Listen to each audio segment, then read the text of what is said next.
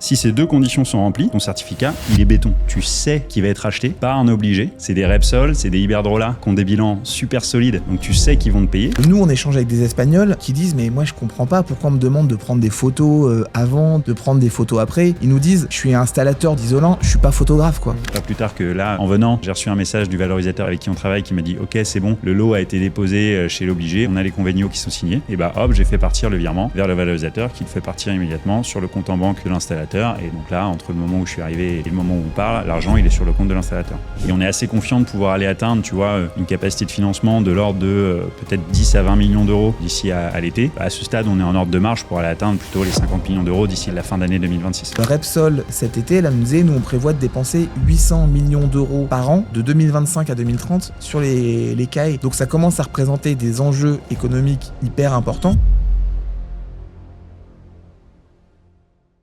Hola a todos, bienvenido a Ila26 TV pour un nouveau podcast. Bon, je parle pas du tout espagnol, mais voilà, c'était juste pour faire une petite dédicace à nos amis espagnols. Donc, bienvenue sur Ila26 TV pour un nouveau podcast sur le sujet de l'Espagne, sur les CAE en Espagne. Donc, à savoir qu'on a déjà fait une vidéo d'ailleurs qui est le record de la chaîne avec Laios Darvas, le directeur général d'Axdis Ibérica. Qu'on avait fait il y a à peu près un peu moins d'un an, on avait fait je crois en juin, et c'est vrai que c'est un record, donc ce sujet vous intéresse. Donc forcément, quelques mois après, il fallait, parce que ce secteur espagnol bouge beaucoup, il fallait qu'on fasse un peu une mise à jour et voir un peu qu'est-ce qui a évolué avec de nouveaux invités. Alors certains que vous connaissez déjà, mais de nouveaux invités avec l'accent un peu espagnol. Donc justement, à ma droite, on va commencer par la droite. Diana, comment ça va ? Ça va et toi? Super, merci d'être là. Alors si tu veux un peu expliquer ce que tu fais, qui tu es rapidement. Oui, enchantée. Je m'appelle Diana Rodriguez, je suis consultante chez Decagreen. Je suis chargée de relations franco-hispaniques. Super, très clair. Merci d'être là. Thomas, comment ça va ? Ça va et toi, Yannick ? Super, c'est un plaisir aussi de te recevoir. Si tu veux expliquer rapidement un peu ce que tu fais et qui tu es. Ouais, top. Bah écoute, plaisir partagé. Donc moi, je suis un des fondateurs de RenoFund. RenoFund, c'est une entreprise qui a vocation à accélérer la transition énergétique des pros en venant designer des solutions financières qui leur permettent d'améliorer leur business. Et on est notamment très actif sur le secteur des KS en Espagne, avec une solution de financement qui permet d'aller débloquer la chaîne de valeur et de faire massifier les travaux dans le secteur. Donc, ravi d'être là et de partager un peu ce qu'on fait et contribuer au débat. Cool. Trop cool. Merci d'être là. Et alors, on ne le présente plus. On le reconnaît de partout désormais. Nicolas, comment ça va ? Muy bien, gracias. Voilà, alors on s'entraîne un peu à l'espagnol avec Nicolas.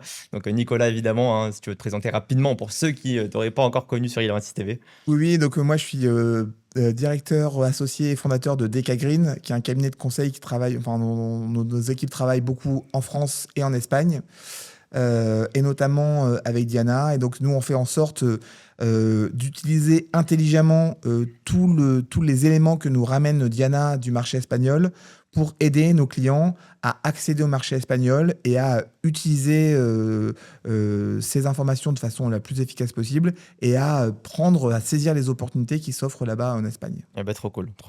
Donc je propose qu'on commence directement à mettre les pieds dans le plat. Le marché espagnol, et là je commence avec toi Nicolas. C'est quoi la situation à l'heure où on se parle ? Bon, on va pas se mentir, voilà, ceux qui nous regardent, comme je le dis souvent, il y a toujours cette question, est-ce qu'en Espagne ça paye ? Voilà, c'est la question qu'on me pose le plus. Une question très simple, mais est-ce que ça paye ? Est-ce qu'on est payé ? On entend beaucoup de rumeurs, ah mais lui s'est lancé, il a jamais été payé. Enfin, on a l'impression que, ils ont l'impression, ceux qui me parlent, que personne n'est payé en Espagne. Qu'est-ce qui se passe actuellement en Espagne ? Quelle est la situation ? Est-ce que le marché suit son cours ? Alors effectivement, les années, donc le système a été lancé en 2023. Il s'est rien passé en 2023. Il y a une opération, la première opération a été faite en fin d'année 2023, donc vraiment c'était l'année de lancement. 2024, ça a commencé doucement. Et là, 2025, ça y est, c'est lancé, c'est opérationnel. Un chiffre pour illustrer ça, depuis 2025, donc depuis la fin d'année 2025, il y a 12 000 opérations d'isolation qui ont été réalisées. Quand je dis réalisées, c'est des travaux faits, des dossiers constitués, contrôlés, déposés au Miteco et validés par le Miteco, donc in fine payés aux installateurs. Donc 12 000 opérations qui ont été faites. 12 000 opérations à la fois, ça veut dire que ça a vraiment démarré. Il y a vraiment une dynamique qui est enclenchée. On ne parle pas de 10, 15, 20 opérations par-ci par-là. C'est vraiment, on parle de milliers d'opérations. Et à la fois, notamment sur ce dispositif sur ces opérations RES 20, on est finalement à peu près 1% du marché. Concrètement, en France, il y a 1,9 million de coups de pouce isolation qui ont été faits. En Espagne, il y a 26 000 maisons individuelles, enfin 26 000 habitations. On en parlera plus tard, mais on a récupéré des données hyper précises là-dessus.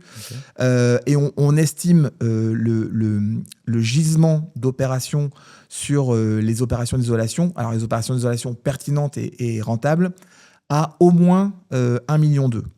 Donc là, 12 000, 1,2 million, c'est-à-dire qu'il y a 1% du marché qui a été adressé. Mais vraiment, ça a démarré, c'est opérationnel, c'est en place. Ok. Thomas, notre audience ne te connaît pas encore, on ne t'a pas encore présenté. Rapidement, si tu veux expliquer un peu, ça fait combien de temps que tu t'es lancé? Pourquoi est-ce que tu t'es lancé? Est-ce que tu avais déjà, tu travaillais déjà dans le secteur de la réno? Et comment tu as découvert aussi le marché espagnol avec Renofund? Ouais, bien sûr. Alors non, moi je viens pas du monde de l'énergie. J'ai un background plutôt dans la finance et dans la tech. Et je me suis lancé dans cette industrie-là il y a à peu près 2 ans.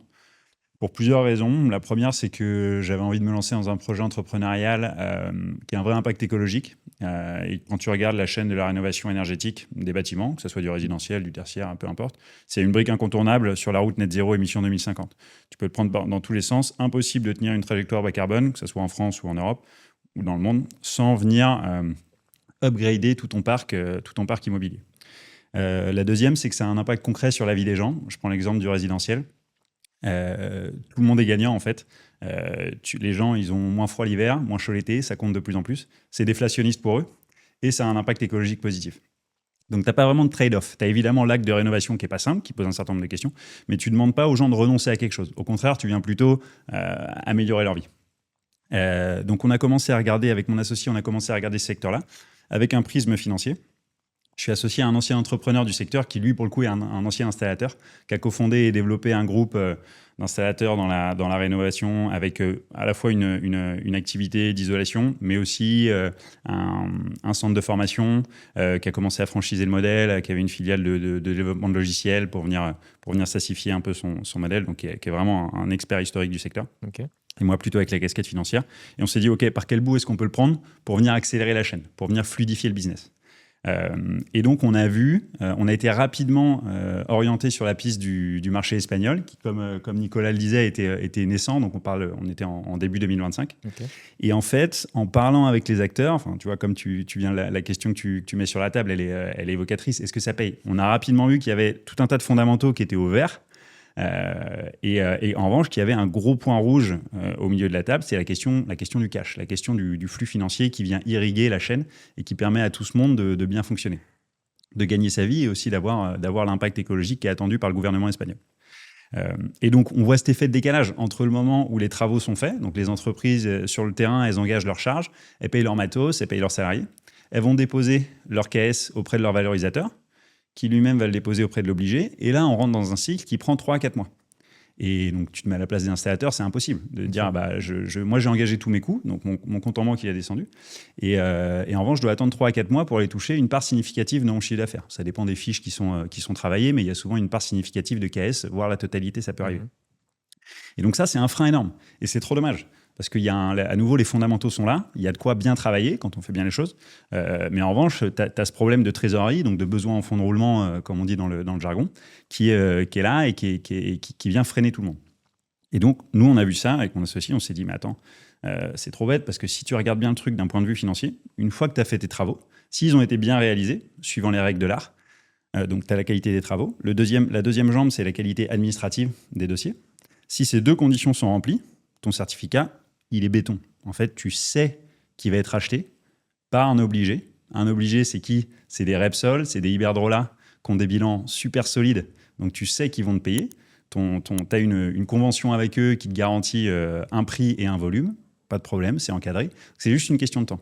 Et ça, c'est un super fondamental pour aller y adosser un produit financier. Donc, concrètement, ça veut dire quoi? Ça veut dire que nous, on a designé une solution qu'on va distribuer auprès des valorisateurs sur le marché espagnol, qui permet de dire aux installateurs, fais tes travaux, soumets ton dossier à ton valorisateur. Quand ton valorisateur a fait son boulot, c'est-à-dire a dit feu vert, pour moi le dossier il est béton, je vais l'envoyer chez l'obligé, ça va passer l'ENAC, ça va passer le MITECO. À ce moment-là, on vient lui préfinancer 70% du montant de ses caisses. Donc à J plus 5, J plus 10 si jamais il y a un petit aller-retour. L'installateur, il est payé de 70% du montant de ses certificats. Il renfloue son compte en banque et il peut enquiller sur le chantier suivant immédiatement, sans avoir besoin d'attendre 3-4 mois. Donc c'est ça qu'on fait et voilà, on pense que c'est une bonne manière d'aller, tu vois, mettre de l'huile dans les rouages dans ce secteur-là et de permettre à tout le monde de commencer à faire du volume et de bien travailler le marché. Trop cool. Et pourquoi 70% spécifiquement? Est-ce que... Ouais, j'avais effectivement 70%. En fait, on se rend compte que avec la rentabilité qu'on peut avoir sur les opérations en Espagne, notamment si on cible les bonnes zones, les bonnes habitations, les bonnes conditions de travail, en gros, normalement, un installateur qui gère bien ses process, qui gère bien ses flux logistiques, 70% de la valorisation, il a couvert ses coûts. Il a même potentiellement déjà une petite marge. Et donc, ça fait que c'est pas lui qui gère la trésor. Lui, il a engagé 100. Les 70% couvrent ces 100. Et ensuite, il attend juste pour récupérer la marge complémentaire. Donc, 70%, c'est exactement ça l'idée. C'est dire, l'objectif, c'est de faire en sorte que ce ne soit pas l'installateur qui avance la trésor, soit pas l'installateur qui doit financer finalement le délai. L'installateur, il fait les travaux, il envoie ses équipes, il achète du matériel, il paye un camion, il paye le logement, etc. Et 70% du montant des travaux, normalement, ça couvre justement ses coûts. Et ensuite, c'est juste la marge, entre guillemets, sur laquelle il y a un petit décalage. Vous inquiétez pas, le podcast reprend dans 30 secondes. C'était juste pour vous tenir au courant qu'on a lancé le ILA26 Business Club, le plus grand business club de l'histoire de la rénovation énergétique en France, avec de la mise en relation, de la formation, de l'information, des événements physiques de networking sur Paris et aussi les meilleures valorisations du marché seulement pour les membres du Business Club, des tarifs préférentiels sur le matériel. Bref, vous l'avez compris, c'est l'endroit à être, que vous soyez installateur, mandataire, délégataire, obligé, apporteur d'affaires dans la rénovation énergétique. Foncez, vous avez le lien en description pour plus d'informations. Allez-y et nous on se voit de l'autre côté. J'ai hâte que vous rejoigniez le Business Club. Je vous laisse tout de suite reprendre la suite du podcast et on se voit bientôt. Ok, trop intéressant. En tout cas, toi Thomas, quand le valorisateur, comme tu l'as dit, il dit voilà, moi c'est bon, je valide le dossier, toi tu es sûr que derrière ça va être payé, donc c'est pour ça que tu peux prendre ce risque d'avancer l'argent? Oui, absolument. Alors évidemment, il y a un travail à faire sur la qualité des valorisateurs avec lesquels on bosse. Voilà. En l'occurrence, on a commencé à travailler il y a quelques mois là, avec un mandataire espagnol qui s'appelle Enerloop et qui bosse super bien. Ok. Donc on est venu, avec l'aide de DK notamment, on est venu regarder comment ils travaillaient, regarder quels étaient leurs process, Ok. sur quelle tech ils travaillaient, très important, le rôle de la tech pour fluidifier opérationnellement, mais aussi augmenter la qualité des dossiers. On s'est dit, ok, c'est bon, ils bossent sérieusement. Quand eux disent feu vert, on sait que ça va aller au bout, on sait que l'ENAC va donner son dictamen favorable, on sait que le Restore et le MITECO vont dire que c'est bon aussi. Nous, on est confort sur la qualité du dossier. Et donc, comme le disait Nicolas, ce curseur de 70%, il n'est pas innocent. Il permet d'aller vraiment soulager l'installateur, de lui dire « Ok, c'est bon, je ne suis pas en train de creuser mon compte en banque au fur et à mesure que je fais mes chantiers. » Parce que là, on comprend hyper bien que ce n'est pas pérenne, en tout cas dès lors qu'on veut faire du volume. Donc, je ne creuse pas mon compte en banque. Néanmoins, je ne m'enrichis pas non plus. Et il y a cet alignement d'intérêts qui permet de faire que tout le monde tire dans la même direction, faire du travail de qualité, faire des dossiers béton qui reflètent la qualité de ce travail et être payé in fine. Et donc, à la fin, quand 3 à 4 mois après, les 30% restent en tombe, tout le monde souffle. Et puis ensuite, ils peuvent réinjecter la marge et aller chercher encore plus de volume. Franchement, trop intéressant et je pense que ça va intéresser beaucoup de monde parce que forcément, voilà, comme je l'ai dit, c'est la première question, comme tu as dit, que j'ai posée, c'est est-ce que ça paye? Et forcément, des fois, c'est juste des délais qui sont très longs. Donc forcément, ça peut intéresser beaucoup de monde. On aura l'occasion d'en reparler dans le podcast. Diana, alors voilà, toi, tu vas beaucoup sur le terrain, comme l'a dit Nicolas. Qu'est-ce que tu vois sur le terrain? Donc tu parles surtout, pour comprendre, hein, tu parles aux gens qui travaillent dans les instances là-bas, MITECO, etc. Type d'acteur. Ouais, ok. Donc justement, qu'est-ce que tu vois actuellement sur la situation là-bas? Est-ce qu'ils sont contents déjà de ce qu'ils ont fait? Est-ce qu'ils sont satisfaits de l'évolution de leur marché qui est plus ou moins récent? C'est quoi un peu leur avis sur la situation de leur marché? Bon, en fait, il y a 2 semaines, nous sommes allés en Espagne avec un autre collègue, un autre consultante. Et là, nous avons rencontré plusieurs acteurs. Chaque fois qu'on est en Espagne, on rencontre de nouveaux acteurs, par exemple de nouveaux vérificateurs ENAC, installateurs, sujets Alors, l'ENAC, si délégataires. tu veux préciser, l'ENAC, c'est le COFRAC à peu près, hein, c'est Ouais. en espagnol. Et de nouveaux sujets obligés. Et du coup, ça accroît notre réseau. Chaque fois, on rencontre notre partenaire. Et par exemple, par rapport au sujet d'isolation, on a rencontré un sujet obligé qui nous a dit nous sommes prêts à financer des opérations d'isolation, mais pas que seulement à Castille et Léon. Mais il y a des autres régions, les zones climatiques qu'ils s'appellent DE, qui sont aussi intéressantes, avec une rentabilité vraiment bonne. Et du coup, oui, je pense qu'il y a un marché avec des millions de résidences de ces cibles pour faire ce type d'opération. Et du coup, il y a très bonnes opportunités, un bon avenir pour l'Espagne. Ok. Mhm. Et avec les gens à qui tu parles là-bas, est-ce que des fois tu remarques aussi, il faut le dire, voilà, des situations où des installateurs, ou je sais pas à qui tu parles là-bas, mais des installateurs peut-être qui te font remonter des informations comme quoi voilà, ils ont un peu de temps à être payés, etc. Est-ce que tu le vois vraiment ça, ou est-ce que plus ou moins ceux à qui tu parles là-bas, les acteurs sont plutôt contents du dispositif, ceux qui sont vraiment implantés là-bas? Bah, en vrai, il y a des défis. Comme Nicolas a dit, les dispositifs, c'est lancé en 2023, c'était un peu lent, mais maintenant, la demande, c'est vraiment croissante et du coup, il y a un peu de saturation. Mais c'est un peu il y a un peu de délai, le temps de traitement, c'est un peu lent, mais chaque fois, il y a beaucoup plus d'acteurs des acteurs français, par exemple, qui commencent à arriver sur le marché espagnol. Du coup, ouais, mais la demande, c'est croissante et chaque fois, et c'est ça qu'ils remarquent, que la demande, est vraiment supérieure à l'offre. Mais ils s'attendent que ça se stabilise dans le futur, dans l'avenir. Ok. La Mhm. demande est croissante. Est-ce que c'est que, Nicolas, des Français qui partent en Espagne? Est-ce qu'on a aussi des Espagnols qui commencent à se former sur ce système? On a l'impression, nous, notre vision française, qu'il n'y a que des Français et que c'est un marché espagnol, mais réalisé par des Français. Est-ce qu'il y a vraiment des Espagnols, voilà, qui commencent à se former? Et aussi, est-ce que tu as pu ressentir un peu le décalage qu'il y a entre eux et les Français qui arrivent? Est-ce qu'eux, ils sont un peu perdus dans ce dispositif quand les Français arrivent et connaissent, même si voilà, il faut juste se former à deux, trois spécificité du marché espagnol, mais que c'est pas la même chose. Comment est-ce que tu sens un peu le marché Alors, là-bas? déjà, aujourd'hui, les Français sont quand même bien perçus en Espagne Mm. parce que les Français, les installateurs français, les mêmes mandataires français, ils ont cette expertise. Ils savent que faire des travaux, c'est bien. Faire des travaux selon des standards de qualité élevés, c'est bien. Mais si tu fais pas les gestes admin, si tu n'as pas les pièces justificatives, je vais pas dire que tes travaux ils valent rien, mais quelque part, tu perds beaucoup de valeur.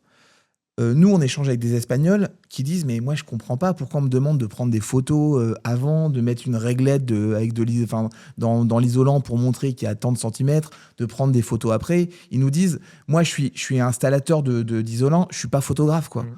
Donc aujourd'hui il y a deux choses, c'est que les Français sont bien perçus parce que ils ont bien compris que l'importance de la structuration du dossier admin. Et les Espagnols, pour l'instant, ils comprennent pas trop qu'on leur demande plein de papiers, plein de justificatifs, des photos avant, après, l'épaisseur de la dalle, l'épaisseur d'isolant, etc. Ça, ils ont un peu du mal à venir. Donc, ça, c'est un peu la situation aujourd'hui. Maintenant, la tendance qu'on voit, c'est que en Espagne, on nous dit de plus en plus, bon, les Français, c'est super. Donc là, vous êtes tous sur Léon à faire de l'isolation, mais élargissez vos horizons. Encore une fois, nous, grâce à Diana, on a pu récupérer énormément de données sur le bâti en Espagne, sur le nombre de bâtiments, maisons individuelles ou même résidences collectives en Espagne. C'est qu'il y a 26 millions de résidences, enfin individuelles ou collectives recensées. Sur l'année de construction des bâtiments, on a pour tous les 26 millions l'année de construction des bâtiments. Donc, on sait quels sont les bâtiments qui sont vieux et dans lequel potentiellement on va maximiser les économies d'énergie.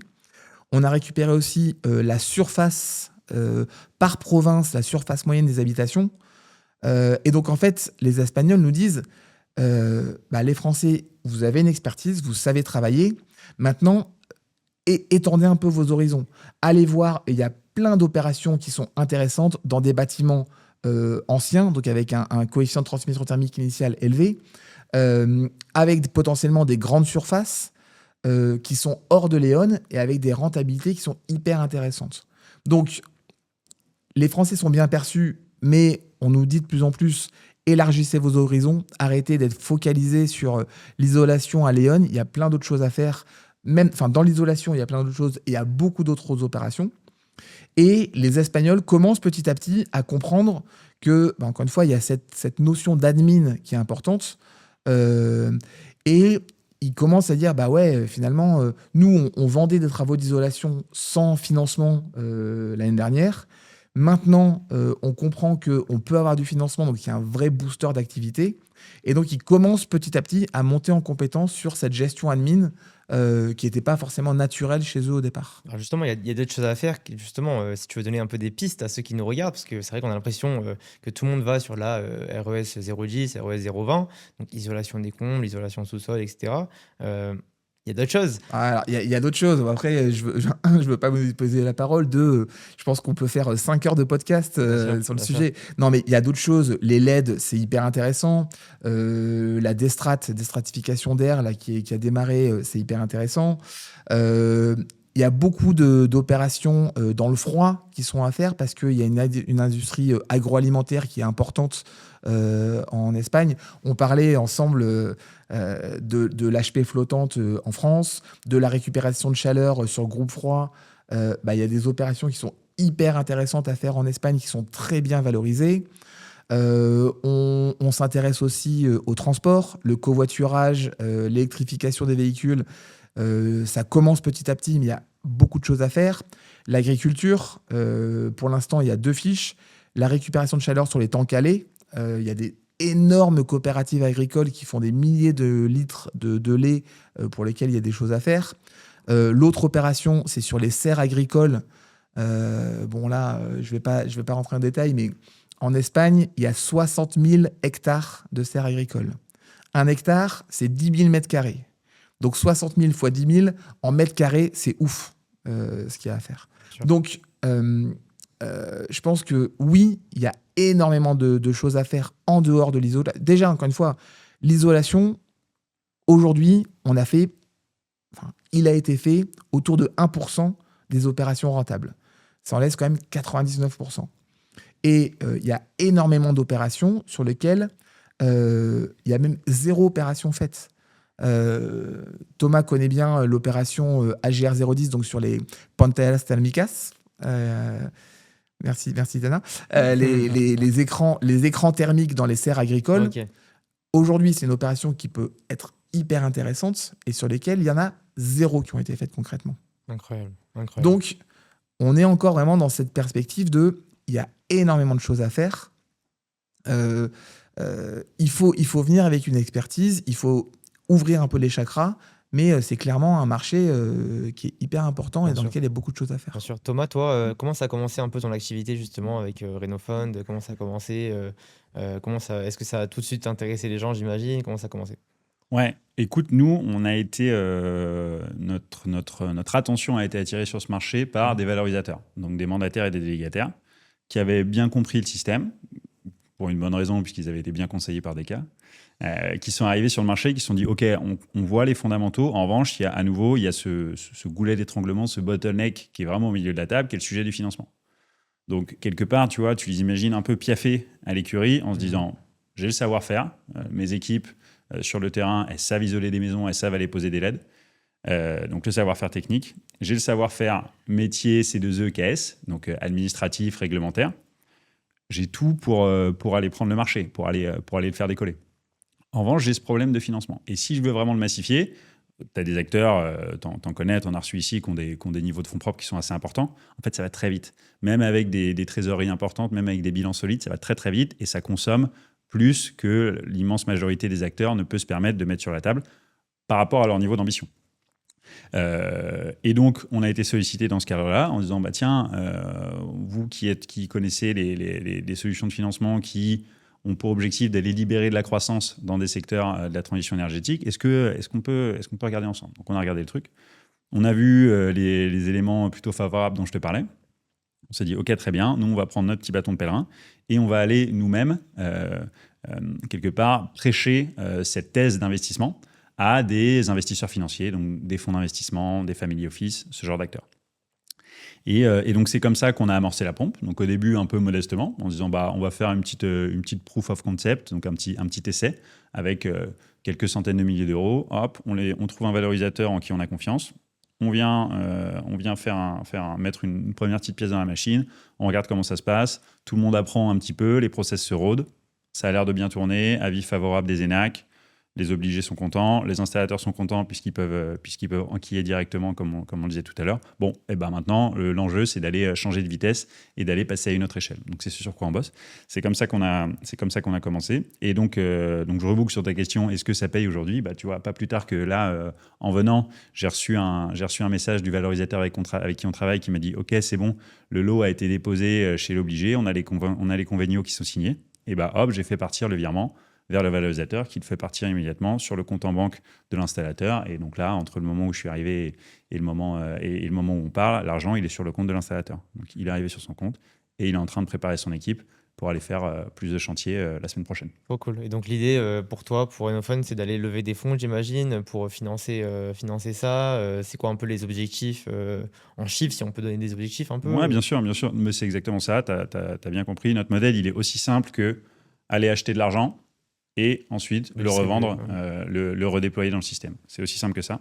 Donc nous, quelque part, on est en levée de fonds permanente, puisqu'il y a ce pipe qui est là et qui a vraiment vocation à croître. Diana le disait, il y a une vraie demande. Il y a plus de demandes que ce que le système au global peut en absorber pour l'instant. Donc, on est constamment en levée de fonds. Et donc, moi, c'est une part significative de mon énergie aujourd'hui d'aller pitcher cette thèse, d'aller faire découvrir cette classe d'actifs. Alors, faire découvrir, c'est un peu abusif parce qu'il y a beaucoup de fonds qui sont assez réveillés, qui ont déjà financé soit les C2E en France, soit des classes d'actifs un peu similaires et qui se disent « Ok, il y a un truc à faire parce qu'in fine, on est exposé à la qualité de crédit des obligés, qui est top. » Avec, qui plus est, une dimension qui est absolument centrale, qui est celle de l'impact écologique. Donc, tu as vraiment un couple risque-rendement qui est très intéressant, et en plus, tu as une dimension écologique de verdissement des fonds, de verdissement du bilan des installateurs. Donc, quand tu matches les deux, c'est vraiment un point qui est top. Après, il faut faire de la pédagogie. Il y a aussi tous les aspects qu'on connaît qui sont plus négatifs, le risque de fraude, le risque d'instabilité réglementaire. Bon, c'est ces deux points-là qu'on vient travailler le plus pour venir donner confiance dans le marché. Le risque de fraude, aujourd'hui, force est de constater que le MITECO et les instances espagnoles au sens large ont plutôt bien bossé en faisant de la co-construction avec les acteurs, en disant « Ok, cette règle-là, on va la préciser ensemble au fil de l'eau ». Et ils ont réussi à resserrer les mailles du filet quasiment en temps réel au moment en fait, où les divergences d'interprétation se posaient. Donc, super boulot là-dessus, sur les risques de fraude. Franchement, ils ont vraiment réussi à bénéficier, j'ai l'impression, de tout le travail français qui a été fait pendant une vingtaine d'années. Tous les essuyages de plate français, ils ont réussi à quelque part à cueillir le fruit à maturité. Et puis, sur la stabilité réglementaire, le système, il est tout neuf. Il a été lancé depuis 2023 et pour l'instant, il n'y a pas eu d'aller-retour violent. Comme on peut le voir, par exemple, sur MaPrimeRénov' en France, pour l'instant, ils sont vraiment, tu vois, j'ai le sentiment qu'ils empilent un petit peu les couches de robustesse au fur et à mesure, plutôt que de mettre des coups de volant à droite et à gauche, quoi. Donc, il y a un cap qui est là. Il y a cette période qui a été crantée jusqu'en 2030. Il y a des obligés à qui on n'a pas trop mis la pression. On les a laissés s'approprier le système. Et au final, ça donne un cadre qui est plutôt vertueux, avec de la visibilité, avec une logique de co-construction, sans être laxiste. Vraiment, ce n'est pas le cas, mais une logique de co-construction de la part des acteurs. Et quand tu fais ça, la mayonnaise, elle a tendance à prendre. Donc nous, on reçoit un écho de plus en plus favorable. Donc, pour répondre à ta question, on reçoit un écho de plus en plus favorable sur cette thèse-là.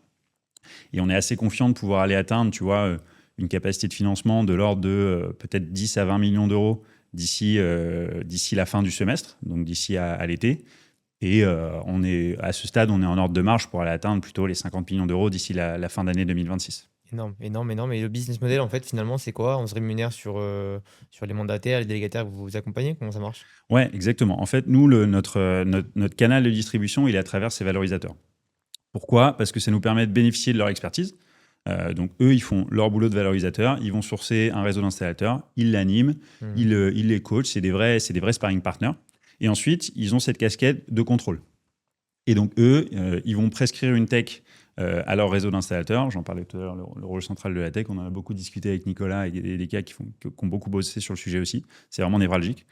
Et à la fin, le boulot du valorisateur, il s'arrête au moment où il a dit « Ok, pour moi, ce dossier, il est béton.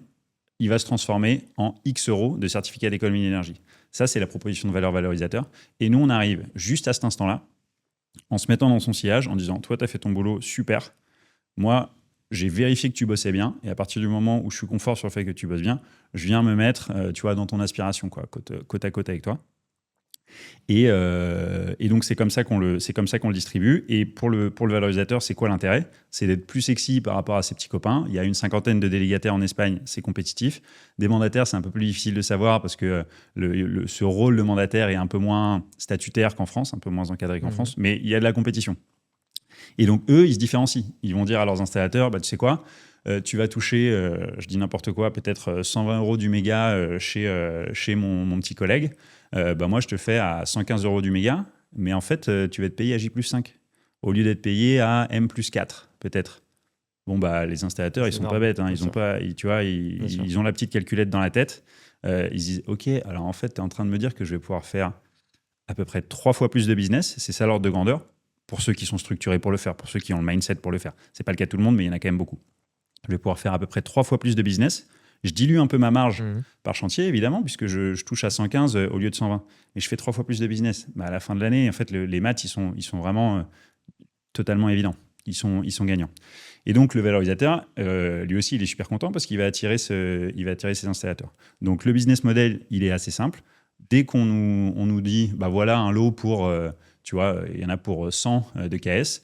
Nous, on vient avancer 70 moins une commission. Et ensuite, on a aussi une commission variable en fonction du temps, qui est pendant lequel notre financement à nous est immobilisé. Là aussi, ça permet d'aligner les intérêts. On est sûr que les valorisateurs, ils vont mettre le bon tempo pour être au taquet avec les ENAC, pour aller relancer l'obligé, pour négocier les bonnes conditions de paiement avec les obligés. Et comme ça, tout le monde est content et ça fait tourner la machine. Donc, c'est comme, une commission à l'entrée, une commission à la sortie. Et ça vient vraiment débloquer de la croissance pour les valorisateurs. Croissance qui est répercuté jusque chez les installateurs. Et comme ça, tous les maillons de la chaîne sont contents. Et les obligés aussi, puisqu'ils vont éponger leurs obligations plus vite qu'autrement. Trop intéressant. Et une dernière question, parce que ça m'intéresse vraiment, ce sujet. Je la pose très naïvement, mais un mandataire, pourquoi est-ce qu'il ne pourrait pas aller, par exemple, se dire, bon, ok, c'est intéressant ce que Renofund me propose, mais en fait, peut-être que j'ai juste à aller voir un fonds d'investissement, peut-être lever des fonds. Et une fois que j'aurai levé des fonds, je pourrais payer rapidement comme ils font et sans un peu ce truc de commission. Tu vois ce que je veux dire? Ouais, bien sûr. Non, mais c'est une très bonne question. Ouais. Et l'autre bonne question, c'est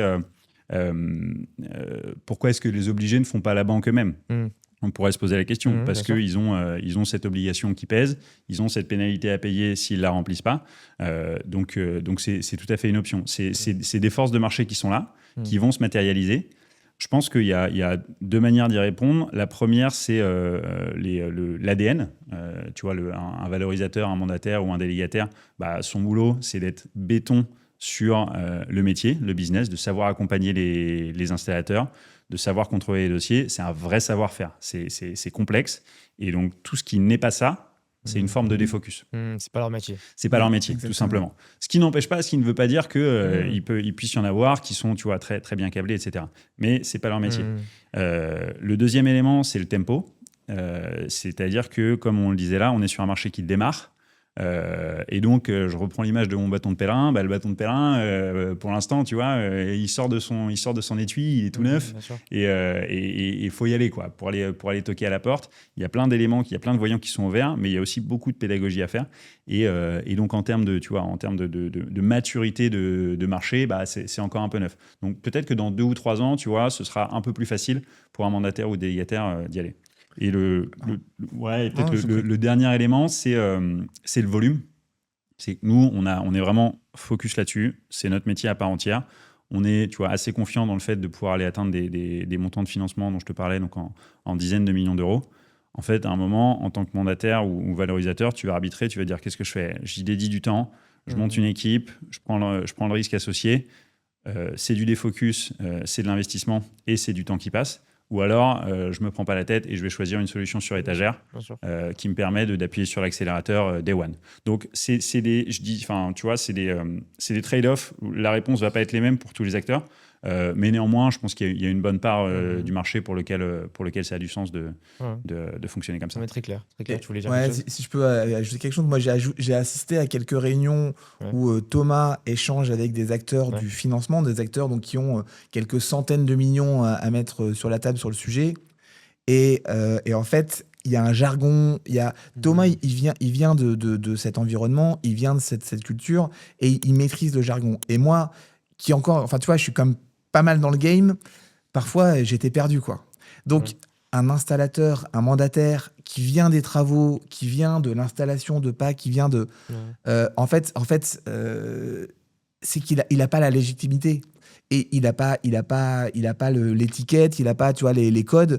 Et donc, du coup, il va galérer 10 fois plus que Thomas, qui vient de ce secteur-là, qui vient de ce sérail, et qui semble légitime, enfin qui est légitime et qui a vraiment cette expertise.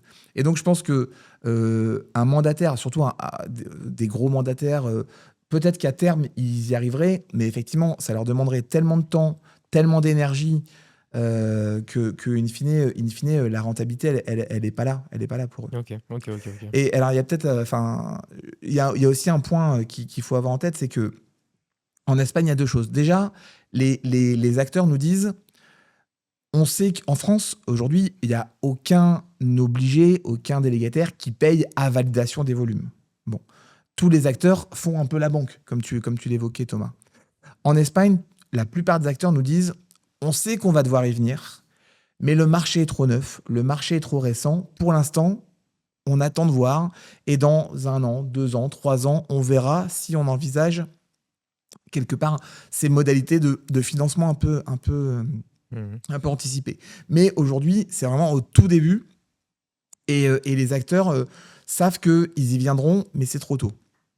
Et puis, il y a un point aussi, peut-être je laisserai Diana en parler, c'est que en Espagne, le Miteco et l'ensemble des instances sont plutôt dans une dynamique de co-construction, de collaboration.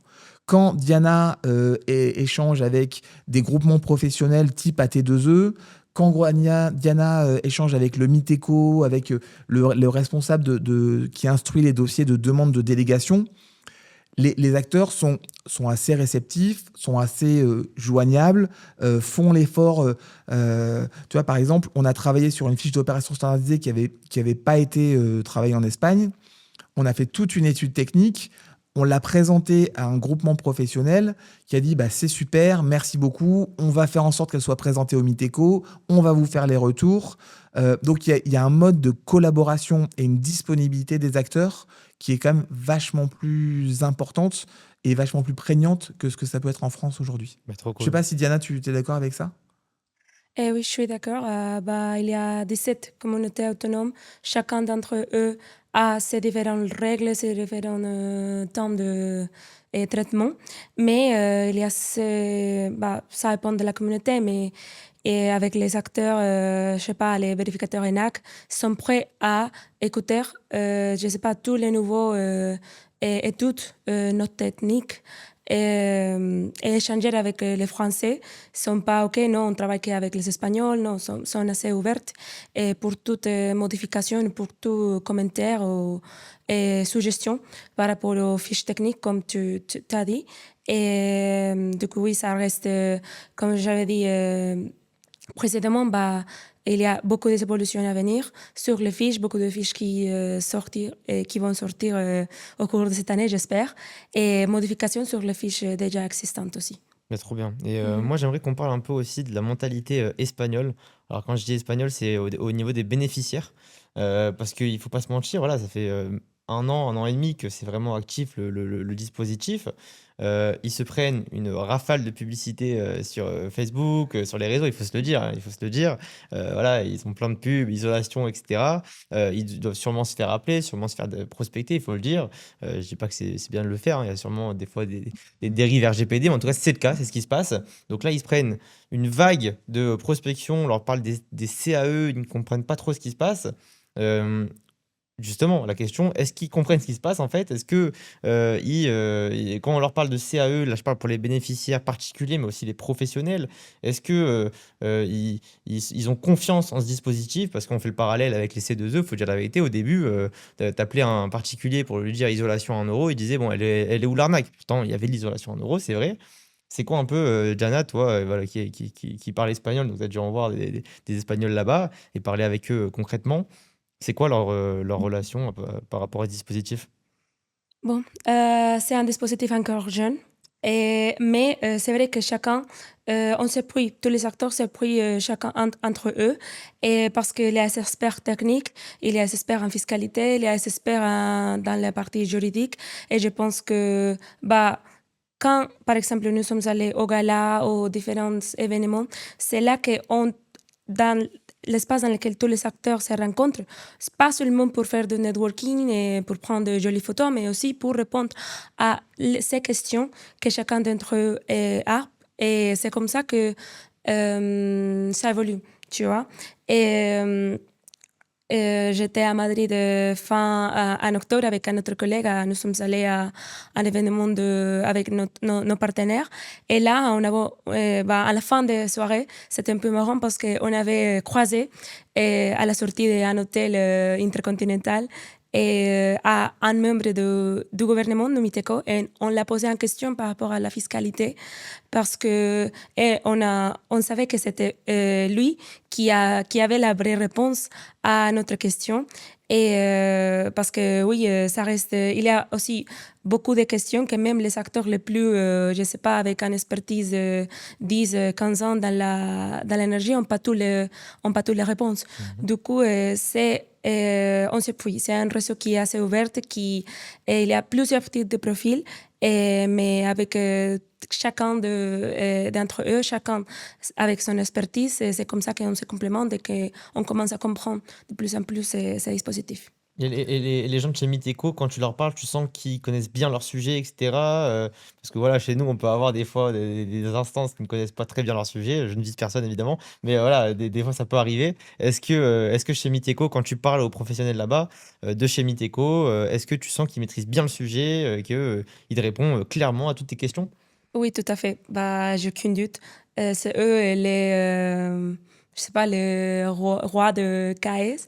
Et c'est un peu, c'est pas facile à les trouver dans tous les événements, mais quand on les croise, c'est l'opportunité pour poser toutes les questions que tu as. Et ils sont déjà assez sympas, assez ouvertes, mais bien sûr, tout le monde peut lui parler. Du coup, quelquefois, il y a un fil d'attente. Mais oui, c'est vraiment les personnes clés pour en parler. Ouais, et je peux ajouter quelque chose. Déjà, il faut savoir que l'Espagne a une vraie culture des subventions. Ok. Il y a beaucoup de subventions européennes. Donc déjà, il y a un peu moins de réticence qu'en France. Parce que en Espagne, il y a beaucoup de cas quand on installe des panneaux solaires, enfin, pour plein de choses, il y a des subventions, et des subventions qui sont beaucoup plus facilement données qu'en France. Dans la rénovation énergétique ou de manière générale? Même de manière générale. Donc il y a déjà un peu cette culture des subventions. Donc il y a un peu moins cette défiance de c'est de l'arnaque. Non, ils ont un peu plus cette culture de ok, il y a une part parfois faible, mais il y a quand même une part de subvention. D'autre part, tous les acteurs du dispositif, et on en parle souvent avec Diana, disent il faut qu'on fasse de la pédagogie.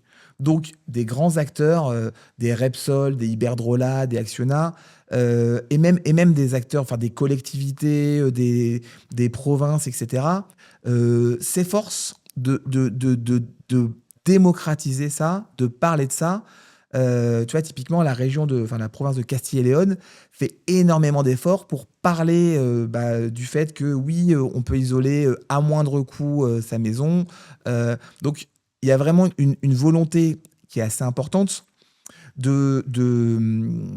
d'aller démocratiser ce dispositif. Et puis la dernière chose, c'est que en Espagne, aujourd'hui, il n'y a pas encore besoin, enfin, le RAI n'est pas obligatoire. Le RAI n'est pas obligatoire, ça veut dire qu'on peut financer des opérations qui ont déjà été faites en 2023, en 2024, en 2025. Donc potentiellement des opérations qui sont déjà réalisées depuis quasiment 3 ans. Le RAI, le rôle actif et incitatif. Exactement. Précise. En France, juste en 2 mots, en France, il faut que les C2E poussent à l'action. Donc en gros, t'es un particulier, tu veux isoler ta maison. Si t'as pas besoin des C2E et que tu dis bah ok, moi je vais isoler ma maison, très bien.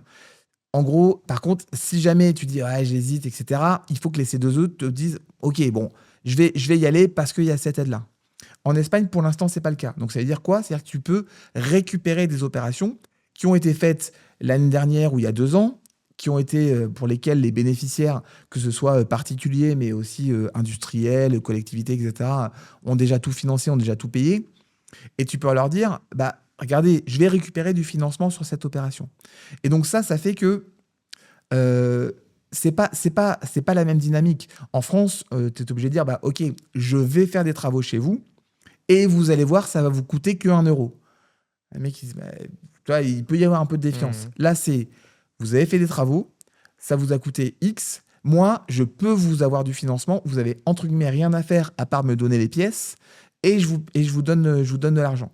Donc, in fine, bah, le niveau de défiance, il baisse un peu parce que un bénéficiaire qui pourrait dire, il se dit, bon, finalement, j'ai pas grand-chose à perdre. Je vais donner ma facture, je vais donner une photocopie de ma pièce d'identité et puis on verra bien si je récupère quelque chose.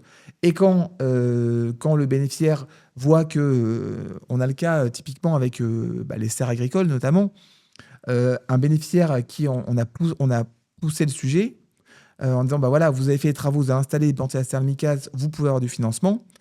Il nous a dit, bah ok, super, bah tiens, by the way, j'ai 2 autres serres agricoles dans d'autres provinces en Espagne, dans lesquelles j'ai aussi installé des écrans thermiques. Est-ce que vous pouvez pas m'avoir des financements? Donc il peut y avoir un peu ce niveau de défiance au départ, mais quand il voit que ça marche, ça génère des choses, bah du coup, la défiance, elle s'atténue, voire elle disparaît complètement, quoi. Bien sûr, bien sûr, bien sûr. Et toi, Thomas, en fait, pourquoi être directement allé sur le marché espagnol? Alors, on a compris, évidemment, c'est intéressant, il y a un gros potentiel. Est-ce que toi, voilà, quand tu vas justement réaliser tes objectifs de financement de plusieurs dizaines de millions d'euros, tu seras focus sur le marché espagnol ou est-ce que tu veux aussi aller sur le marché français ou est-ce que peut-être tu t'es dit, bon, mais il y a déjà des acteurs, hein, il faut se le dire, il y a déjà aussi des acteurs, je sais pas si on peut vraiment vous comparer à Equerre, par exemple, qui sont assez similaires dans le process, mais ils sont en France. D'ailleurs, je leur passe le bonjour. Pourquoi être allé directement sur le marché espagnol? Ouais, c'est une bonne question. Écoute, donc pour l'instant, on est assez focus en Espagne parce que franchement, il y a déjà beaucoup de boulot, tu vois, une chose après l'autre. On essaie de bien faire ce qu'on a commencé à faire, de bien le mettre à l'échelle et de bien dérouler, d'aller accompagner la croissance de notre parc de clients. Et puis personne ne fait ça en Espagne, je crois. Hein. Personne ne le fait actuellement. Écoute, pour l'instant, en tout cas, on n'en voit pas, qui démarre. C'est très probable que, tu vois, à l'heure où l'on parle, il y en a qui sont en train de se mettre en ordre de bataille, mais ça démarre. Ok. Donc, premier point, on est super focus sur l'Espagne. En revanche, on a envie de ne pas s'arrêter là et envie de revenir aussi en France. Okay. Moi, je suis basé en France et je n'ai pas vocation à me déplacer en Espagne. Et en fait, de par le réseau d'installateurs, de valorisateurs qu'on accompagne en Espagne, on commence à avoir des opportunités françaises qui nous remontent. Donc, comme tu le disais, il y a déjà un marché qui est assez mature, donc un peu plus difficile d'y aller pour un nouveau player. Au demeurant, pas impossible. Donc on regarde d'autres solutions sur la France, on regarde des sujets de financement sur la flexibilité électrique, sujet qui arrive énormément avec la part croissante du mix de renouvelables sur le réseau électrique qui vient poser des problèmes d'équilibrage de réseau et qui vient en fait créer de l'espace économique, créer des business cases pour aller installer la flexibilité chez les industriels. Donc, la flexibilité, c'est quoi? Tu dis aux industriels, rends ton parc pilotable pour que l'opérateur de réseau puisse dire « Oula, attends, il y a tout le monde qui appelle de l'électricité en même temps, je vais aller éteindre un petit peu de manière indolore, je vais aller éteindre un petit peu la consommation de cet acteur-là. » Si tu viens rajouter des batteries à ça, en fait, tu viens créer de la flexibilité assez intelligente, assez intéressante, qui vient vraiment soulager le réseau, qui permet d'aller mettre encore plus de mix de renouvelables, qui permet d'aller encore diminuer les émissions. Donc ça, c'est un sujet qu'on regarde. On regarde aussi des choses dans les C2E en France, avec des fiches où tu as des grosses quantités de financement et pareil, des sujets de BFR avec des chantiers qui durent quelques mois. Un installateur qui se dit, je sais que je vais avoir une base 100 de C2E, mais dans 3 mois, en attendant, il faut que j'aille acheter ma chaudière, il faut que je paye mon sous-traitant à la semaine, etc. Bah, comment je fais le pont entre les deux? Et on essaie aussi d'aller enrichir notre offre un peu au-delà du C2E en proposant des solutions de financement packagées. Je te donne un exemple, une fiche de récupération de chaleur sur le groupe froid, tu as, je dis n'importe quoi, une trentaine de pourcents de C2E pris en charge. Les 70% restants, l'industriel qui veut l'installer, il est un peu short en trésor, ça fait un gros capex à sortir pour lui. On va lui dire, tu sais quoi, on s'occupe de la partie C2E, et puis les 70%, on te fait un contrat de tiers de financement, un contrat de leasing, et comme ça, toi, tu peux y aller, et on vient répartir intelligemment les économies d'énergie. Donc, c'est des choses qu'on regarde sur la France. Dans d'autres pays aussi, notamment en Belgique, où tu as des sujets de flexibilité. Donc voilà, tu vois, on tisse un peu notre toile comme ça, par la force des rencontres. Même si là, on a quand même un gros focus Espagne, au moins jusqu'à la fin Q1, on va être super laser sur l'Espagne pour essayer de bien faire les choses, bien stabiliser ça et aller passer à l'étape supérieure. Trop bien, trop bien, trop bien. Alors, les CAE, ils ont quand même, voilà, comme on dit, ça a été copié des C2E. Il y a quelque chose qui n'a pas été copié, c'est le QMAC. Le QMAC n'a pas été copié. Pourquoi? Je ne sais pas si Diana, voilà, tu peux aborder ce sujet, mais par exemple, voilà, on sait qu'il y a le kilowattheure QMAC. Là-bas, il y a pas, ça ne marche pas comme ça. Pourquoi est-ce qu'ils ne l'ont pas fait? Est-ce que c'est peut-être un signe pour dire que eux, ils sont pas satisfaits de cette manière de calculer et qu'ils pensent que c'est pas peut-être forcément la bonne manière de le faire? Diana, je sais pas si tu as un avis là-dessus. Bon, je pense que Nicolas a une meilleure réponse que moi, un peu plus complet. Oui, alors effectivement, bon, Diana, elle a attaqué par le marché espagnol, donc, Ok, d'accord.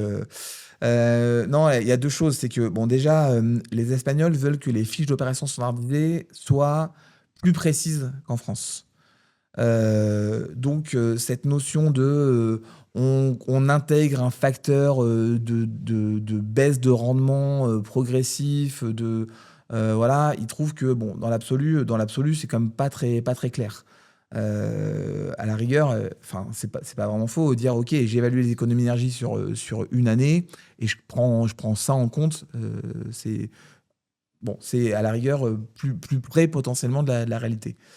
Maintenant, il y a aussi un sujet dont on nous a parlé en Espagne il y a quelques temps, c'est que pour des sujets de comptabilisation des économies d'énergie et de reporting fiscal, entre guillemets, du pays et de reporting à l'Europe, l'Espagne s'est dit, OK, soit on doit attendre X années pour lancer notre système avec les QMAC, soit on peut démarrer dès 2023, mais en annuel. Et donc, ils ont dit, OK, on ne veut pas prendre 2, 3, 5 ans de retard, le temps de caler ça. Donc, l'annuel, ça permet de démarrer tout de suite. Ça permet d'avoir des périodes plus courtes et plus adaptables, vu que c'est 1 an. Et donc, a priori, les échos qu'on a un peu du marché, c'est ils aimeraient bien, à terme, passer sur les QMAC. Ils ont été contraints de démarrer avec des économies d'énergie annuelles. Et pour l'instant, ils restent là-dessus parce que ça leur a permis de démarrer, ça leur a permis d'être opérationnel. Ok. Et alors, les fiches C2E, enfin CAE en Espagne, j'ai beaucoup d'acteurs qui me disent qu'ils sont un peu bien plus complexes que les fiches françaises. Est-ce que ça a été fait exprès pour justement complexifier un peu, pour donner vraiment un filtre à l'expertise des acteurs? Ouais, alors c'est fait exprès pour 2 raisons. D'une part, encore une fois, l'Espagne a dit vos fiches d'opération standardisées en France, elles sont bien, mais elles sont trop globales. Ils disent, finalement, vous dites que isoler 100 mètres carrés de maison à Lille ou à Rennes, on est en zone H1, c'est pareil. En fait, eux, ils disent non, c'est pas pareil. Parce que si on a une maison de 1920 avec des combles en bois qui ont subi des dégâts des eaux, ou si on a une maison de 1995 avec des combles en béton, avec une chape de béton de 30 cm, ça fait pas les mêmes économies d'énergie. Donc déjà, ils disent les économies d'énergie, on veut qu'elles soient plus précises que ce qu'a fait la France. Le problème, c'est que plus précis, c'est plus complexe. Et donc, en France, on a fait le choix de la lisibilité, de la simplification. En Espagne, ils font le choix de la précision, mais donc en partie de la complexité. Donc ça, c'est la première chose.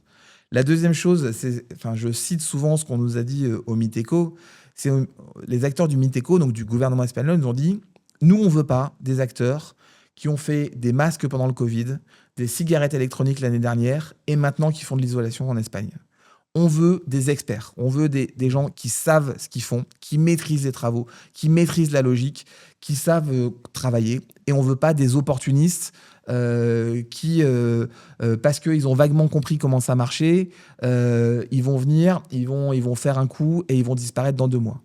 Donc, effectivement, les fiches d'opération standardisées sont beaucoup plus complexes en France, en Espagne qu'en France.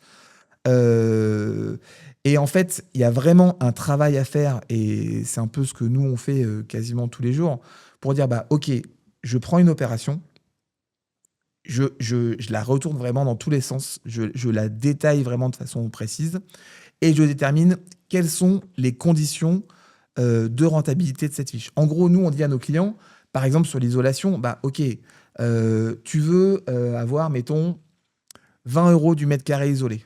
OK. 20 € du mètre carré isolé, OK, c'est possible. Mais dans ce cas-là, il faut que tu ailles sur tel type d'habitation, dans telle zone, dans telles conditions. Il faut que tu mettes tant d'isolants de tel type. Et en fait, si tu vas un peu au petit bonheur la chance en disant « je vais faire une opération, je vais monter le dossier et je verrai ce que ça donnera », tu peux avoir des écarts hyper importants. Sur l'isolation, encore une fois, c'est le plus parlant, on peut aller de 5 € du mètre carré isolé dans les mauvaises zones, sur des situations pas favorables, jusqu'à quasiment 35 dans des situations vraiment qui le justifient. Donc, de 5 à 35, on parle d'un facteur x7, quoi. Donc, si on maîtrise, on peut dire, OK, moi, je vais viser le haut de la valorisation, et dans ce cas-là, très bien. Donc, et par contre, si on ne maîtrise pas et qu'on y va un peu au petit bonheur la chance, on peut se retrouver, en gros, à avoir des opérations pas rentables et à finalement perdre de l'argent en bossant, quoi. Ok, alors justement, il y a eu ces délégataires, ces histoires de délégataires. Alors, pour le dire, pour revenir à ma question initiale, pourquoi est-ce que tout le monde dit est-ce que ça paye, est-ce que ça paye pas? C'est parce qu'il y a eu des délégataires, mandataires qui ont eu des problèmes là-bas, hein, qui ont eu 2-3 petites complications. Pourquoi ils ont eu ces complications? Je sais pas si toi tu as la réponse, parce que tu parles beaucoup avec des mandataires, délégataires, j'imagine. Pourquoi est-ce qu'ils ont eu ces complications? Est-ce que c'est par rapport à ce que Nicolas a dit, que les fiches sont compliquées là-bas, donc peut-être qu'ils ont eu des erreurs de calcul, ce qui a fait que leur dossier était bloqué, donc retard de paiement, etc. Pourquoi est-ce qu'il y a eu un peu ces problèmes un peu avec des délégataires? Ouais, écoute, moi je vois 2 raisons, enfin ça recoupe ce que dit Nicolas. Le premier, c'est la complexité des fiches. Donc effectivement, tu peux pas t'improviser, tu as un nombre de points de contrôle qui est très important à vérifier sur chaque fiche. Donc c'est dur à réaliser sur le terrain pour être compliant vis-à-vis de ça, et c'est dur à réaliser en back-office, une fois que le boulot a été fait sur le terrain, pour transformer ça en réalité de dossier administratif. Ça, c'est le premier point, c'est compliqué. Et aujourd'hui, les installateurs qui font beaucoup de volume, quand ils regardent ce qu'ils faisaient sur les opérations coup de pouce, ils disent, mais en fait, c'est juste pas le même monde, quoi. Il y a un monde où on a, tu vois, il y a un facteur de 1 à 4 dans la complexité du travail à réaliser. Ça ne veut pas dire que c'est impossible, mais il faut surtout pas le sous-estimer. Je pense que ça, c'est le premier point. Et le deuxième, c'est une question de timing. Comme je le disais tout à l'heure, il y a eu une étape où le Miteco a lancé les fiches, a lancé un petit peu le truc en se disant hop, on amorce la pompe et puis on va voir au fil de l'eau ce qu'il en sort, et puis au fur et à mesure on va un peu corriger le tir, quoi. Un peu en live. Et plutôt que de faire un truc tout parfait en chambre pendant 2 ans, ils se sont dit ok, on y va, et puis on va itérer en live en faisant des allers-retours, tu vois, main dans la main avec les acteurs. Et qui dit ça dit zone d'interprétation, zone grise. Donc des règles de calcul qui ne sont pas forcément béton, aussi simple qu'une formule Excel ou une formule mathématique. Qui dit interprétation dit oh bah tiens, pourquoi est-ce que j'irais pas chercher le haut de la fourchette ici, le haut de la fourchette là, et puis le haut de la fourchette là aussi. Et à la fin, on a pu voir, on en parlait avec Nicolas, au tout début, on a pu voir des niveaux de valorisation qui n'ont juste aucun lien, tu vois, qu'on complètement perdu pied avec la réalité, de 60-70 euros du mètre carré. Enfin, je veux dire, ça n'a aucun sens. Tu peux te dire, bah non, mais regardez, je suis dans les fourchettes et tout, et puis c'est pas clair, il n'y a rien qui m'interdit de le faire. Fine, très bien. Bah, la réalité, c'est que c'est pas du tout, tu vois, c'est pas du tout l'esprit, quoi. Bien sûr. Donc, tu fais ça, tu te dis non, c'est bon, je suis droit dans mes bottes, j'ai juste mis tous mes petits curseurs en haut, quoi. Bah non, mais ça te produit un truc qui n'a absolument aucun sens. Bien Et sûr. donc, il y a des acteurs qui ont fait ça, qui se sont dit, je tente le coup, et qui se sont fait rattraper par la patrouille. Alors, tu vois, c'est difficile. Ils avaient enfreint aucune loi, mais l'esprit n'était pas là. L'esprit n'était pas là. Alors, maintenant, tu te mets à la place du Miteco. Tu vois ces gars-là, dont certains étaient français et arrivaient un petit peu avec leurs gros sabots de j'ai fait la P4, c'était moi le roi, machin et tout. Bah, tu dis, bah, en fait, non, les gars, c'est pas du tout l'esprit, quoi. Et là, pour le coup, vous avez un peu mordu la main qui vous nourrissait. Le Miteco arrive en disant, OK, on est plutôt bienveillant, tout le monde a intérêt à faire en sorte que ça scale. Et je pense qu'il y en a qui sont allés un peu trop loin là-dedans et qui se sont dit, en fait, qu'on confondu co-construction et laxisme, et qui se sont dit, OK, on va y aller. Bah, et c'est pas passé, quoi. Et alors, pour stopper ça, qu'est-ce qu'a fait Miteco? Est-ce qu'ils ont redéfini un peu les règles? Ouais, alors il y a aussi un point qui a joué, c'est que certains délégataires, ils considéraient que ils étaient un peu passe-plat. Ouais. Ça veut dire qu'ils prenaient les dossiers, ils les regardaient pas, ils les transmettaient au Miteco. Enfin, ils les transmettaient à l'ENAC. Bon. Et donc, en fait, certains délégataires manquaient un peu de maîtrise technique. Et du coup, ils ont reçu des dossiers qui étaient clairement délirants, comme le dit Thomas. Ils n'ont pas fait leur job de dire, bah non, mais les gars, soyez un peu raisonnables. Donc, ils ont transmis. Donc, du coup, ça a fait des process qui sont revenus. Tu vois, et à chaque fois qu'il y a une modification, ça prend pas mal de temps, en termes de process, avant que le dossier soit remis en ordre et puisse bouger. Et le point qui est intéressant, c'est que en France, encore une fois, tu vois un dossier arriver avec ce type d'écart. Le dossier, il est invalidé, il y a une grosse croix rouge dessus, et tu payes, tes volumes, ils sont sortis, et tu payes la pénalité. En Espagne, c'est ce que disait Thomas, il y a encore ce mode de co-construction. Ça veut dire quoi? C'est-à-dire que le Miteco a dit, bon, et là, vous exagérez. Oui, effectivement, on n'avait pas mis les garde-fous, on n'avait pas mis les bornes. On vous les donne de façon plus ou moins informelle. Bon, voilà, parce que ça c'est un peu typiquement pourquoi c'est hyper important que Diana passe beaucoup de temps en Espagne. Parce qu'il y a quand même beaucoup de règles qui sont informelles, qui sont un peu, voilà, sur les dossiers de délégation, sur plein de choses. On apprend beaucoup de choses, un peu du bouche à oreille et un peu moins dans des textes. Bon, voilà. Mais donc, le Miteco a dit, bon, on n'a pas précisé les règles. Maintenant, on les précise. On vous rend les dossiers. Vous les remettez au carré. Et une fois que les dossiers sont remis au carré, on les valide.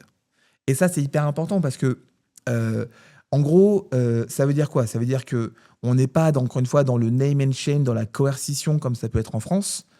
Et donc, ça veut dire qu'un installateur, s'il travaille bien, s'il est sérieux, in fine, son dossier va aller au bout. Peut-être qu'il y aura des allers-retours, peut-être qu'il y aura des trucs à fine-tuner, mais s'il est de bonne foi, s'il travaille sérieusement, le dossier va aller au bout. Et pour des investisseurs comme Thomas, alors il y a un sujet potentiellement de délai, effectivement, mais ça rassure quand même beaucoup sur le fait que le Miteco est plutôt dans une logique de construction. Et donc, le risque qui est important pour un financeur qui va payer, mettons, 70% du dossier et le dossier à la fin, il n'est pas validé, ce risque, il est quand même relativement faible si on fait en sorte de travailler avec les bons installateurs, les bons partenaires, s'ils sont bien outillés, si les process sont bien clairs, bien maîtrisés, et si le Miteco est plutôt dans une dynamique intelligente et pas répressive à outrance. Ok, ça tu le sens beaucoup, Jana aussi, toi qui vas en Espagne. Est-ce que tu peux, pour appuyer un peu les propos de Nicolas, tu sens que Miteco a pas envie de faire la police a pas envie de faire le gendarme, aller contre les installateurs ou les acteurs du secteur, mais plutôt voilà, de dire, allez les gars, on fait ça ensemble, on est là pour faire grimper ce dispositif. Tu sens qu'ils ont une approche très voilà, de construction, comme l'a dit Nicolas? Bon, je pense que tous les réseaux des acteurs ont leur propre, par exemple, je sais pas, je pense aux vérificateurs, ils ont le meilleur intérêt d'être dans cette un approche un peu avec beaucoup de rigueur parce que c'est, je sais pas s'il y a un dossier qui a ok, ça a été validé par ce type de vérificateur, c'est aussi leur réputation et ça leur affecte aussi. Du coup, c'est pour ça qu'il y a beaucoup de rigueur. Et ils ont le meilleur intérêt à que ça passe et que ça passe de la bonne manière et que sinon, ok, ils retournent les dossiers, ok, ils manquent ça, il faut, tu sais, c'est faire un peu les corrections pour que ça arrive pour la validation du métier à la fin. Et bon, je sais pas si ça répond à ta Oui, bien question. sûr, bien sûr, bien sûr. Non, mais enfin, je suis effectivement, c'est un très bon point, c'est que tous les acteurs, effectivement, ont intérêt à ce que le dispositif prenne. Le gouvernement lui-même, le MITECO, pousse beaucoup. Si tu veux, regarde, il y a maintenant plus de 60 délégataires en Espagne. Il y a des obligés qui commencent à dire ça représente des montants hyper importants. Je le cite souvent, mais parce que Repsol, cet été, là, nous disait, nous, on prévoit de dépenser 800 millions d'euros par an de 2025 à 2030 sur les CAE. Donc ça commence à représenter des enjeux économiques hyper importants. Personne n'a envie en Espagne qui est le même sujet que la France du C2E bashing, de la lutte contre la fraude qui deviennent prégnantes, etc. Donc il y a vraiment cette volonté de dire, ok, on veut que ça prenne, on veut que ça fonctionne, on va co-construire. Et après, encore une fois, c'est pas des bisounours non plus. Ils essayent de mettre les garde-fous, voilà, pour que le système soit bénéfique à tous les niveaux. C'est quoi le montant de l'obligation en Espagne pour avoir une idée un peu sur cette année, par exemple? Je crois que cette année, c'est un peu moins de 9 terras. Donc 9 terras, pour nous, la France, ça paraît pas grand-chose. Alors déjà, encore une fois, avec le sujet des CUMAC, il y a un facteur à peu près de 1 à 15, grosso modo. Ok. Donc ça fait sur l'année 150 terras. Mais il faut voir que ça fait une augmentation de 54%, je crois, par rapport à l'année dernière. Donc en gros, l'Espagne a la volonté de garder ce trend d'accroissement du volume. Et puis, l'Espagne augmente aussi ce qu'ils appellent alors c'est pas vraiment la pénalité, c'est le niveau de financier, enfin l'équivalent de notre pénalité en France, qui a augmenté aussi. Donc, en fait, entre l'augmentation des volumes et l'augmentation du niveau de la pénalité, ça fait que le marché est en croissance hyper importante, et ce, pendant les années à venir, sans aucun doute. Incroyable, incroyable. Alors, est-ce qu'il faut quitter la France, partir en Espagne? Voilà, ça, c'est le sujet qu'on nous parle, hein. D'ailleurs, même dans notre business club, hein, il y a des installateurs, pas plus tard qu'avant-hier, nous ont parlé de ça. Nous disent, voilà, il y a des installateurs qui n'en peuvent plus, qui sont là depuis peut-être 10, 15 ans dans le marché français, et qui veulent partir en Espagne. Est-ce que toi, tu as eu l'occasion peut-être de rencontrer des acteurs comme ça, toi, Thomas, des Français qui veulent absolument tout partir complètement en Espagne? Est-ce que tu penses que c'est une bonne stratégie? Est-ce que tu penses que c'est le moment, enfin, on pourrait partir à 100% en Espagne, ou est-ce que c'est un peu trop tôt? Il faut mieux se diversifier petit à petit. C'est quoi un peu ton avis là-dessus? Ouais, écoute, je peux te dire ce que j'en ai, le feeling que j'en ai à travers mes discussions. Je suis un petit peu plus loin de la balle côté installateur, mais il y en a avec qui on travaille qui ont fait ce choix-là assez radical, tu vois, de dire j'y vais et je m'installe là-bas pour de bon. D'un point de vue business, je pense que c'est la bonne solution. Si tu veux le faire en pérennisant ton activité, le faire avec un pied dedans, un pied dehors, c'est trop compliqué. Tu vas pas avoir une prise terrain comme celle que Diana, tu vois, en étant vraiment au day-to-day avec les acteurs du terrain, les ENAC, les valorisateurs, même les obligés, etc. Maintenant, il ne faut pas le faire pour les mauvaises raisons. Tu vois, typiquement, si tu te dis j'en ai marre d'être en France parce que on m'embête trop, parce qu'on me demande d'être RGE, de montrer patte blanche contre la fraude, etc., bah, je vais aller en Espagne. Bah non, là, pour le coup, je dirais que c'est pas du tout le sens de l'histoire parce que, comme on le disait avant, tu as vraiment cette exigence qui est hyper forte en Espagne, quoi. Donc, il n'y a pas de réponse unique. Il y a aussi l'appel du soleil. Ouais, bien sûr. Donc voilà, ça peut être évidemment des projets de vie. Mais d'un point de vue business, oui, je constate, tu vois, froidement qu'il y en a qui l'ont fait. Et fiscalement aussi, je sais pas, moi je connais pas la position là-bas. Est-ce que fiscalement c'est plus avantageux l'Espagne ou par rapport à la France? Écoute, bonne question. J'ai pas de. Toi, Nicolas, pas je sais pas si tu as d'opinion des là-dessus. infos. Effectivement, il y a des règles fiscales qui sont un peu plus simples et un peu moins drastiques en Espagne qu'en France. Après moi je dirais que il faut pas, enfin, ça n'a pas de sens de dire je vais tout bâcher en France et aller en Espagne parce que ce qui va marcher en Espagne, c'est arriver en disant je suis tel acteur en France, j'ai telle assise, j'ai tel historique, j'ai telle maîtrise du sujet et je vais être pertinent en Espagne. Un acteur, donc en fait, le fait d'être présent en France et d'avoir une assise en France est un point accélérateur, un facteur accélérateur pour accéder au marché espagnol. Donc moi, je dirais que si je devais me positionner, en fait, c'est presque un peu comme nous, comme DK Green. En fait, on va pas arrêter notre activité en France et dire on va full sur l'Espagne. C'était juste, on a une expertise en France. La France, c'est un marché mature dans lequel il y a quand même des choses à faire, il y a une vraie activité. L'Espagne, c'est la récré. C'est la récré, ça aère l'esprit, il y a une énergie, il y a un positivisme, c'est super. Et donc, c'est un nouveau marché, c'est des nouvelles opportunités.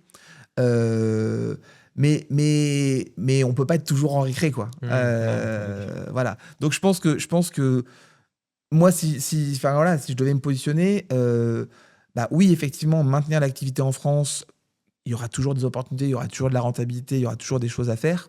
Mais ouvrir une voie sur l'Espagne et puis faire en sorte, plutôt que d'avoir 100 business sur la France et qu'on balance 100 sur l'Espagne, continuer à avoir 105 sur la France et puis 50 sur l'Espagne, in fine, c'est plus rentable et plus pertinent.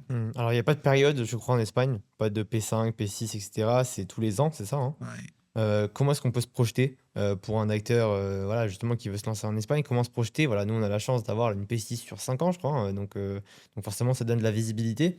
Voilà, si on veut donner un peu d'espoir pour ceux qui veulent se lancer en Espagne, comment est-ce qu'ils peuvent se projeter et avoir une vision? Enfin, bon, Diana pourra en témoigner, mais donc déjà, le Miteco, donc le gouvernement espagnol, est très présent dans le dispositif.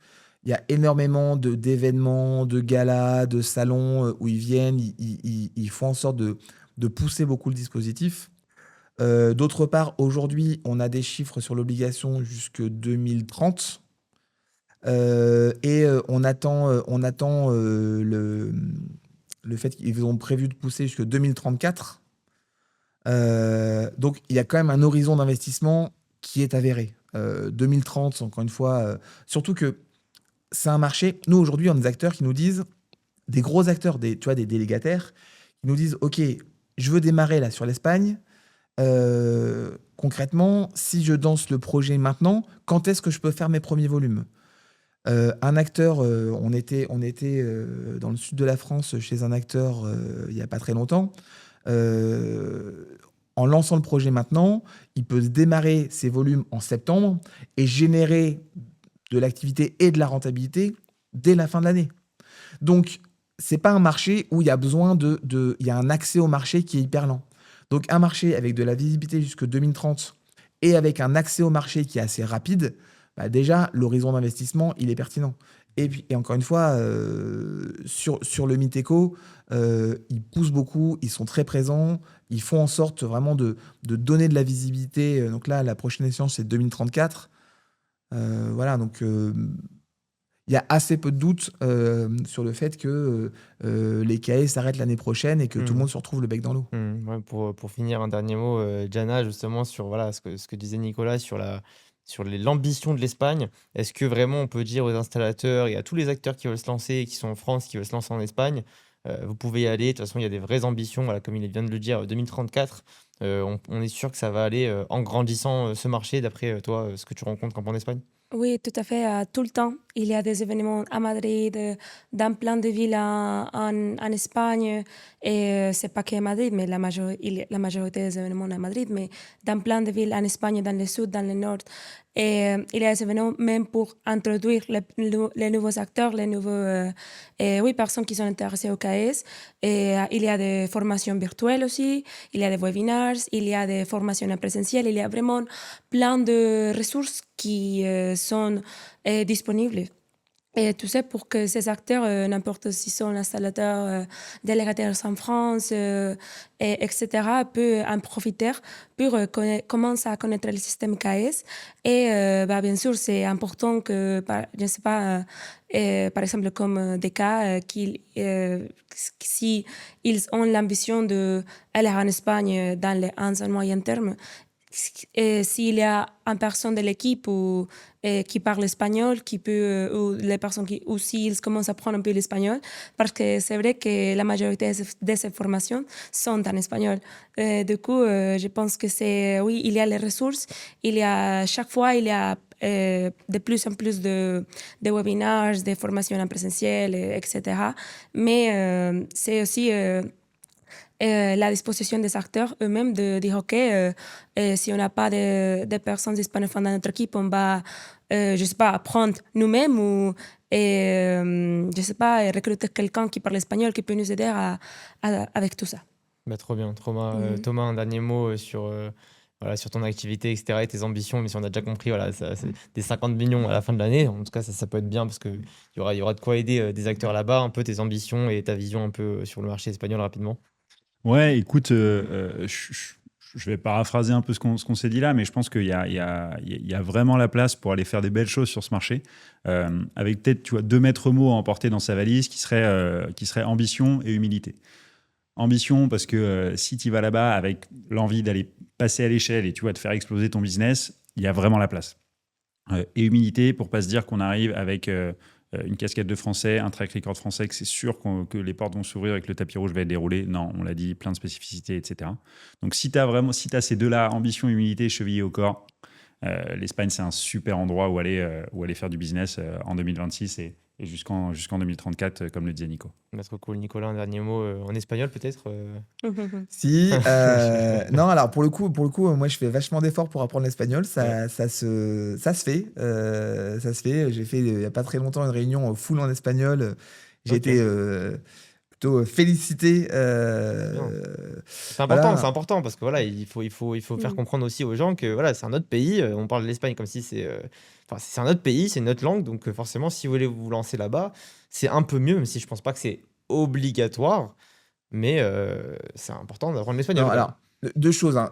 Il y a quand même beaucoup de Français ou de Franco-Espagnols qui sont sur ce dispositif. Mm. Donc nous, on a certains clients qui nous disent, moi, je veux un délégataire, je veux valoriser mes opérations, mais je veux un interlocuteur qui me parle français parce que sinon, je vais galérer. Ça se trouve sans problème. Oui, mais après, bon, tu vas sous-traiter quand même des installateurs Alors voilà, mais par espagnols. contre, franchement, enfin, après, moi j'estime que c'est un marché qui est important pour nous. On y va. Bon, Diana, il va très souvent, mais moi j'y vais très régulièrement aussi. C'est important, ne serait-ce que pour montrer qu'on s'intéresse vraiment au sujet, de faire l'effort d'apprendre l'espagnol. Voilà, donc voilà.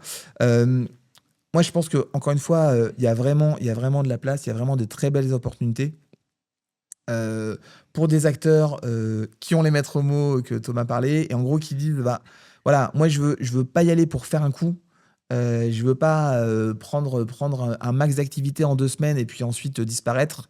Un acteur qui va dire, ok, je vais m'implanter sereinement, je vais commencer sur des activités que je maîtrise, et puis ensuite, en fonction des spécificités, en fonction d'autres opérations qui pourraient se développer, d'autres opérations que je pourrais être en capacité de faire, je vais étendre mon périmètre, je vais étendre mon activité. Franchement, voilà, on est vraiment au début de la ruée vers l'or, concrètement. Et Voilà, il y a vraiment des belles opportunités. Et surtout, encore une fois, c'est vraiment, ça aère l'esprit.